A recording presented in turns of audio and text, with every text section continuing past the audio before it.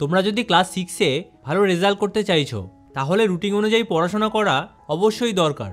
তোমাদের এই routine follow করার জন্য সারাদিনে 6 ঘন্টা বার করতে হবে, তাহলেই তোমরা পড়াগুলো কমপ্লিট করতে পারবে। আমরা এই পুরো ভিডিওতে জানবো যে ক্লাস 6-এর রুটিন কিভাবে তৈরি করতে হয়। এছাড়া ভিডিওর শেষে এটাও জানবো যে কোন সাবজেক্টের জন্য কতটা সময় দিতে হবে। তাই ভিডিওটা অবশ্যই মন দিয়ে দেখো। জেগে ওঠো চ্যানেলে তোমাদের সবাইকে স্বাগত। আমরা সাধারণত কি ভুল করি, আমাদের যেই সাবজেক্টগুলো সহজ লাগে আমরা শুধু সেই সাবজেক্টগুলোই পড়তে থাকি, কিন্তু কঠিন সাবজেক্টগুলো আমরা দিনের পর দিন ফেলে রাখি। তাই রুটিন বানানোর আগে তোমরা একটা লিস্ট তৈরি করো এবং সেই লিস্টের প্রথমে রাখো সবথেকে কঠিন সাবজেক্টগুলোকে।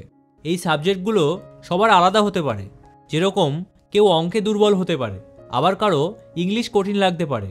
তাহলে এই কঠিন সাবজেক্টগুলো লিস্টে সবার আগে লেখো এবং সহজ সাবজেক্টগুলো তোমরা এর পরে লেখো। তাহলে রুটিন তৈরি করার সময় তোমাদের বুঝতে সুবিধা হবে যে কোন সাবজেক্টকে বেশি গুরুত্ব দিতে হবে।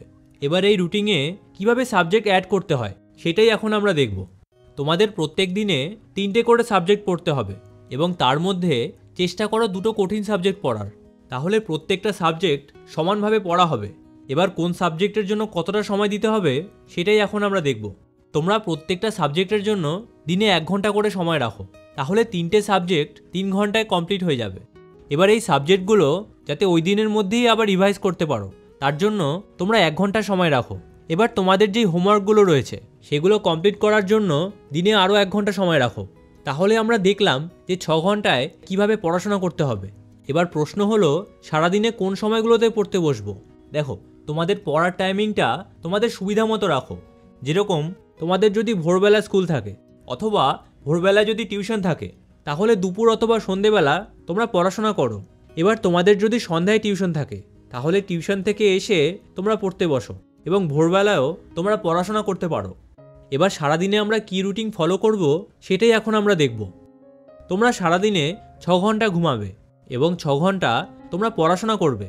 এছাড়া বিকেলের 1 ঘন্টা তোমরা খেলাধুলার জন্য রাখবে, তাহলে হাতে থাকবে আরও 11 ঘন্টা।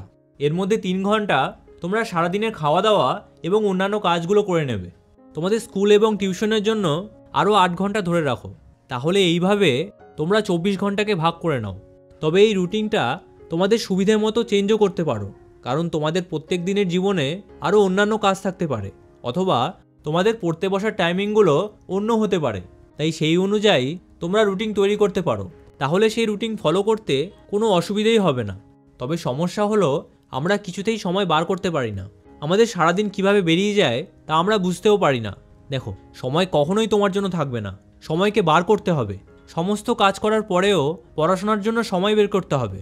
তাই এই সময়কে যদি ঠিকভাবে কাজে লাগাও তাহলে পরীক্ষায় অবশ্যই টপার হতে পারবে।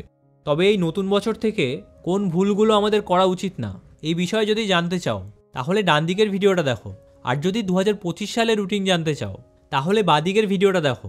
তাহলে তোমাদের সাথে ওই ভিডিওতেই দেখা হচ্ছে। ভিডিওটা ভালো লাগলে চ্যানেলটা অবশ্যই সাবস্ক্রাইব করো।